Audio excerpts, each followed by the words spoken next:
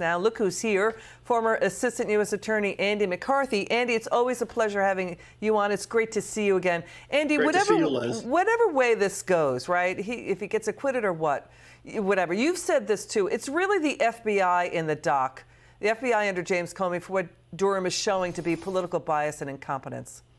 That's right, Liz. And I want to commend John Durham here, because I was very critical in the Sussman trial of the fact that I think the way, and by the way, he didn't try that case in the courtroom like he's trying this case, but I thought that they did too much to try to conceal the FBI's wrongdoing and shine all the light on Sussman, whereas I think the approach here is much better. It's still a very hard case for him, tough case for the government to win, but at least what they're doing this time is making it clear to the jury that they don't approve of what the FBI did. There's no reason the jury should approve of it. They're not trying to conceal it. They're laying it all bare. They're basically treating these FBI agents who misled the FISA court, at least the institution the FBI did.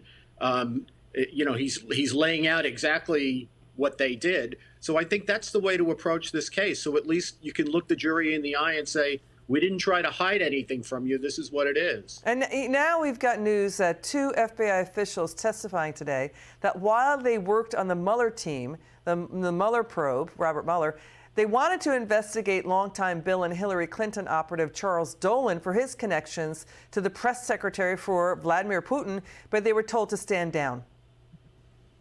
Yeah, well, you know, I've been saying this since writing a book about this years ago. I really think, you know, the collusion here was between the Clinton campaign and the intelligence and law enforcement apparatus, first of the Obama administration, against the Republican candidate. And to the extent there was any meaningful collusion with Russia, it was really by the Clinton campaign, not the Trump campaign. You know, going right to Danchenko, right to the information that we learned about today. You know, to the extent that there was meaningful interference in the election sourced to Russia, you can thank the Clinton campaign for that. Yeah, it's interesting that what you just said.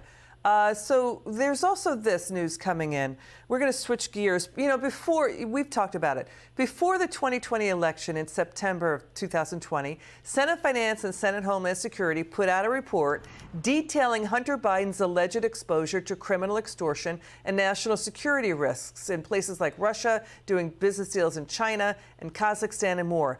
Let's watch the former chief of MSNBC defend not covering the Hunter Biden laptop story before the election. Watch this. He was never arrested.